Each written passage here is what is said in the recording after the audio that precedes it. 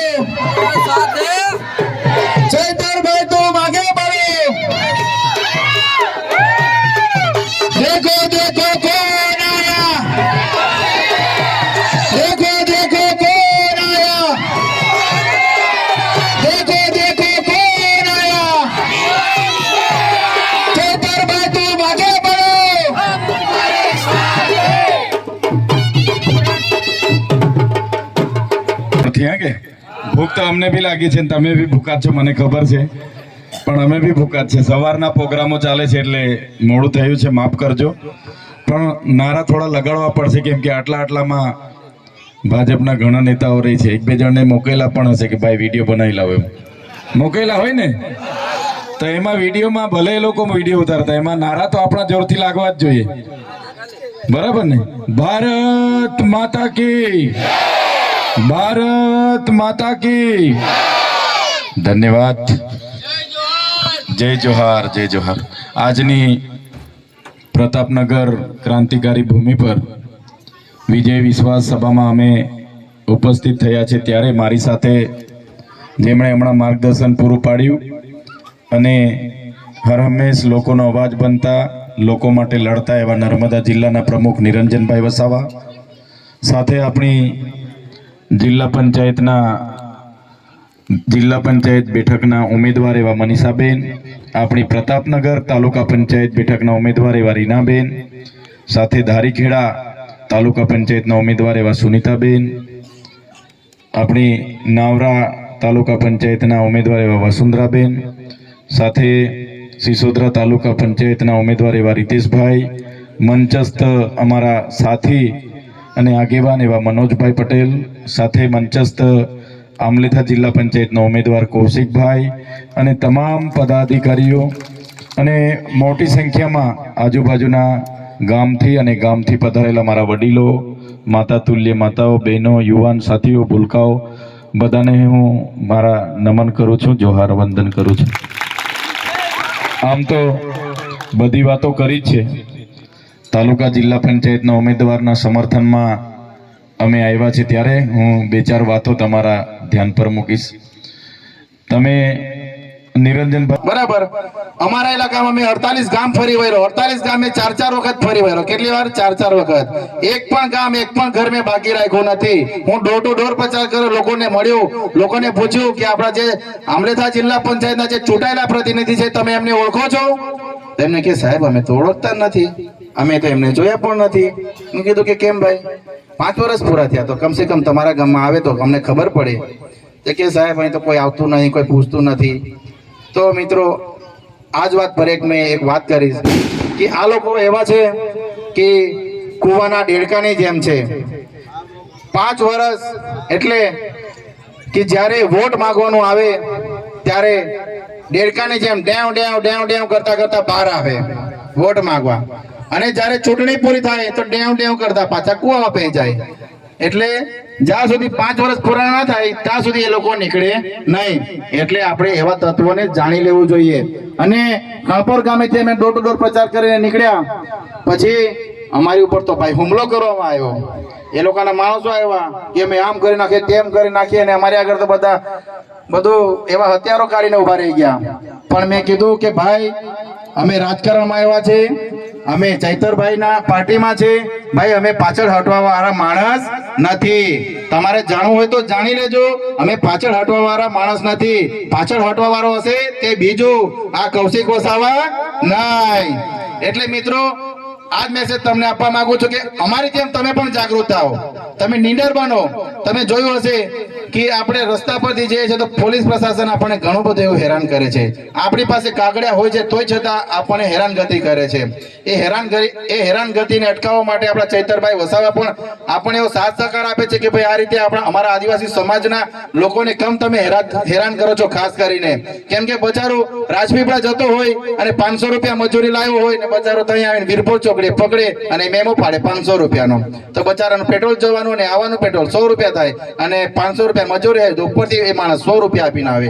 એટલે મિત્રો, આપણે જાગવું પડશે અને દરેક લોકોની સામે આપણે બોલતા શીખવું પડશે અને અવાજ ઉઠાવતા શીખવું પડશે. જો આપણે નહીં બોલીશું તો ક્યારેય નહીં બોલીશું. એટલા માટે બધા જાગૃત થાવ. ચૈતરભાઈ વસાવાનું એક જ છે કે ભાઈ બધા જાગૃત બનો. પોતપોતાનો અધિકાર છે બોલવાનો, આપણે સ્વતંત્ર છે. એટલા માટે હવે આપણે જાગૃત થવું પડશે મિત્રો. ત્યાર પછી વાત કરું, આપણા ચૈતરભાઈ વસાવા આવે છે ત્યાં સુધી હું થોડી ઘણી વાત કરી લઉં મિત્રો. વાંધો નહીં ને? હું થોડી ઘણી મારી વાત કરી લઉં તો વાંધો નથી ને કોઈને? તો મિત્રો, હું વાત આગળ ચલાવું. થોડા સમય પછી, અઠવાડિયા પછી અમે ગોઠવ્યું કે કણપોર ગામની બાજુમાં મયાસી કરીને ગામ છે. મયાસી કરીને ગામ છે ને, તરોપા ગામની ઉપર. મયાસી ગામમાં અમે ત્યાં પ્રચાર કરવાનું ગોઠવ્યું, સભા કરવાની ગોઠવી. તો ત્યાં અમે પ્રમુખ શ્રી આપણા નર્મદા જિલ્લાના નિરંજનભાઈ વસાવા, જે આપણા નર્મદા જિલ્લાના પ્રમુખ છે, પ્રમુખ શ્રી અને અમારી ટીમ અમે ત્યાં મયાસી ગામમાં સભા કરવા ગયા મિત્રો. મયાસી ગામમાંથી એવી સારી સભા કરી અને બધા લોકોનો સાથ સહકાર સારો રહ્યો. ત્યાંથી પછી અમે રિટર્ન થયા તો અડધે રસ્તે આવીને આ લોકોએ અમારી પર પથ્થર હુમલો કર્યો. અડધે રસ્તે આવીને આ લોકોએ અમારી પર પથ્થર હુમલો કર્યો. અમારી સાથે 3 ગાડી હતી મિત્રો. એક આપણા પ્રમુખશ્રીની ગાડી હતી, વચ્ચે આ ભાઈની બાઇક હતી અને છેલ્લે અમારી ગાડી હતી. તો આ લોકોએ એવા છૂટા પથરા માર્યા કે અમને ડરાવવાનો આ લોકોએ પ્રયાસ કર્યો. પણ મેં કહ્યું કે ભાઈ બાયલાની જેમ હું કરવા તમે પથરા મારો છો? લડવું હોય તો આવી જાવ ને હામી સાથે, બરાબર ને? એટલે આ રીતે બાયલાગીરી નહીં ચાલે. લડવું હોય તો હામી સાથે આવી જાવ, તો જોઈ લઈએ. એટલે મિત્રો, આ બધી અમારી પાસે જે તાકાત આ તાકાત અમારી પાસે કોના થકી આવી છે ખબર છે? ચૈતરભાઈ વસાવા થકી આવી છે. એટલે અમને પણ ચૈતરભાઈ વસાવાએ એવી તાકાત આપી છે કે ના, નીડર બનીને તમે બધાની સાથે લડો. અન્યાય થતો હોય ત્યાં લડો, પણ ખોટું થતું હોય ત્યાં તમારે જોઈ વિચારીને કરવું પડે. કહેવાનો મતલબ કે ખોટું થતું હોય તે જોઈ વિચારીને કરવું પડે, પણ જ્યાં સાચી રીતે ખોટું થતું હોય ત્યાં બે ઝીઝક લડો. એવી રીતે અમારા ધારાસભ્ય ચૈતરભાઈ વસાવાએ અમને શીખવાડ્યું છે. એટલા જ માટે એમની વાત અમે રજૂ કરી છે તમારી વચ્ચે. મિત્રો, આપણે મિત્રો હવે જાગવું પડશે. અને તમે જુઓ હાલની પરિસ્થિતિ, ગેસનો ભાવ તમે જુઓ મિત્રો. આ બહેનોને ખાસ કહેવું મારે, ગેસનો ભાવ કઈથી કઈ પહોંચી ગયો અને આપણે હવે પાછું ચૂલા પર આવવું પડે છે. કેમ કે ગેસનો ભાવ વધી ગયો, મોંઘવારી વધી છે. તેલના ડબ્બાનો ભાવ તમે જુઓ, ઘણું બધું એવું છે મિત્રો કે આ બધાનો ભાવ વધી ગયો છે. એટલે આપણે એમાં પણ ઊંડાણથી જવું પડશે કે આ જે આ પૈસા છે તે જાય છે કઈ, આ બધા આટલો બધો ભાવ લે છે તે બધું કરે છે શું? એટલે આ બધું શું છે? ટેક્સ છે મિત્રો આપણો. આજે મોદી અહીંયા આવે છે ડેડિયાપાડામાં, મોદી ડેડિયાપાડામાં આવે છે, એમ કહેવાય છે કે 2 કરોડના સમોસા ખાઈ ગયો. બરાબર, મોદી આવીને 2 કરોડના સમોસા ખાઈ ગયો. 2 કરોડના સમોસા કમસે કમ 20 થી 22 લાખ સમોસા થાય. એટલે આ બધા શું છે કે આપણા જ પૈસે આ લોકો તાગડધીન ના કરે. કોના પૈસે? આપણા પૈસે તાગડધીન ના કરે. પ્રજાના ટેક્સના પૈસે, તમારા બધાના પૈસાના ટેક્સના પૈસા આ લોકો તાગડધીન ના કરે છે. એટલે આપણે જાગવું પડશે. હવે આ સરકારે તો આપણને લાઈન પર લગાડતા કરી દીધા. તમે જુઓ, બેંકમાં પણ લાઈન, ગેસ લેવા જાવ ત્યાં પણ અંદર લાઈન મૂકવાની, ત્યાં નીચે પેલા મૂકવાના એમના, તેમાં લાઈન. પેટ્રોલ પંપ પર પણ હવે લાઈન લગાવી દીધી. પેટ્રોલ પંપ પર પણ હવે પેટ્રોલની અછત થઈ ગઈ. હમણાં થોડા સમય પહેલા તો પેટ્રોલ પંપ બંધ થઈ ગયા હતા. એટલે આ કંઈક ને કંઈક આ સરકારને હવે આપણે અહીંથી જવાડવી પડશે મિત્રો. અને આપણે એક સંકલ્પ એવો લેવો પડશે કે ભાજપ હટાવો અને દેશ બચાવો. એટલા માટે આપણા સાહેબ લડત આપે છે મિત્રો. તો આપણે સાહેબને આપણે સાથ સહકાર સારો આપીએ. તમે જુઓ, અમે અહીંયા અમારા વિસ્તારમાં અમે ઘણા બધા એવા ગામડાઓમાં ફર્યા, ત્યાં સ્કૂલો જોઈ, જર્જરિત સ્કૂલો હતી. તે સ્કૂલોને તમે એક ધક્કો, એક આંગળી પણ મારો આખી દિવાલ ધસરાઈ પડે એવી તો ત્યાં પરિસ્થિતિ. અને ત્યાંના લોકો કે આ તઈના સરપંચો નથી કરતા, આમ છે તેમ છે. અમે બહુ વખત અમે રજૂઆત કરી. તમે કીધું કે બેન, એક મોકો ખાલી અમને આપીને જુઓ, જો પરિવર્તન ના થાય તો અમને સામે ચાલીને કહેજો કે તમે પરિવર્તન નથી કર્યું. એમને અમે જણાવ્યું કે એક મોકો તો ખાલી આપીને જુઓ. અમારી જેવા યુવાનો બધા આગળ આવ્યા છે, અમારી જેવા યુવાનો બધા આગળ આવ્યા છે. હું મારી વાત કરું તો હું એક નાનકડી બેંકમાં, એક્સિસ બેંકમાં હું જોબ કરતો હતો મિત્રો. મારે પણ એવી 30,000 જેવી સેલેરી હતી. આપણા લોકલાડીલા ધારાસભ્ય ચૈતરભાઈ વસાવા પણ એમની સરકારી નોકરી હતી. એમને પણ લાગ્યું કે મારે સમાજ સેવા કરવી છે, અને મારે પણ એમની વિચારધારાને લઈને મેં પણ ચાલ્યો કે મારે પણ સમાજ સેવા કરવી છે. તો મેં પણ એક બેંકની નોકરી ઠુકરાઈ દીધી અને સમાજ સેવા માટે આમાં આવી ગયો. અને છેલ્લા 7-8 મહિનાથી એવી સતત મહેનત કરી. તો મિત્રો, આજે આ મને મંચ પર અહીંયા ઊભો રહેવાનું અને બોલવાનું મને તક મળી, અને સાથે સાથે મને જિલ્લા પંચાયતની ટિકિટ પણ મળી મિત્રો. એટલે કહેવાનો મતલબ કે આપણી જેવા યુવાનો, જાગૃત યુવાનો આગળ આવશે, બોલવાવાળા આગળ આવશે, તો આ સરકાર સામે આપણે ફાઇટ આપી શકીશું. બાકી તમે જુઓ, હમણાં ચાલે છે, ચૂંટણીઓનો માહોલ ચાલે છે. ભાઈ જોજે, હા, આપણે કઈ પ્રચાર કરવા જાય એટલે બીજા દિવસે ત્યાં પહોંચી જાય. કેમ ભાઈ, તમારા ઘરે આવ્યો તો, આમ છે તેમ છે એમ કરીને દબાણ આપે. એટલે એને ફાઇટ આપવા માટે અમારી જેવા યુવાનો આગળ આવેલા છે મિત્રો. એટલે અમારી જેવા યુવાઓને એક તક આપજો અને સાથ સહકાર સારો આપજો, જેથી કરીને અમે આ ભાજપ ભ્રષ્ટ સરકારની સામે અમે લડત આપી શકીએ. એટલા માટે જ અમે ચૈતરભાઈ વસાવાને મજબૂત કરવા માટે અમે આ મેદાનમાં ઉતર્યા છે મિત્રો. અને તમારા સાથ સહકારની એવી સારી જરૂર છે મિત્રો. બસ ખાલી એક મોકો. આમ આદમી પાર્ટી એટલે કે ગરીબોની પાર્ટી. નિશાન છે મિત્રો, ઝાડુ, ઝાડુ ને ઝાડુ. ઝાડુ પર બટન દબાવજો અને પરિવર્તન લાવજો અને બદલાવ લાવજો. જો બદલાવ થશે તો આપણા જે વિસ્તાર છે, વિસ્તારની ખરેખર પરિસ્થિતિ 100% બદલાશે એવું મને લાગે છે નહીં, અમે કરીને રહેશું. કેમ કે મિત્રો, આમ આદમી પાર્ટી એક ઈમાનદાર પાર્ટી છે. અને અમે જે વાયદાઓ આપ્યા છે મિત્રો, અમારાથી થશે એટલા જ વાયદાઓ આપીશું. આ ભાજપ જેવા અમે વાયદા નહીં આપીએ કે ના કાલે તારી ઓળી બની જશે. એ વાત ખોટી. કહેવાનો મતલબ કે થાય એટલી જ વાયદો આપવાનો, ખોટો વાયદો આપવાનો નહીં. અમે ઘણી જગ્યાએ કીધું. અમને રામગઢ ગામમાં અમે પ્રચારમાં ગયા. મને કે સાહેબ, આ હેડપંપ ચાલતો નથી. અહીંયા જેટલી વખત આવે છે, સરપંચ કરાવે છે, તેમ એક પાઇપો કાઢતો જાય છે અને પાણી ઘટતું જાય છે એવું કહે છે. એટલે કંઈક ના કંઈક આ લોકો ભ્રષ્ટાચાર કરે છે. પાઇપો ઉતારવાની હોય તો આ લોકો એક એક પાઇપ ઘટાડતા જાય છે. તો પેલા હેન્ડપંપમાં પાણી કઈથી નીકળશે?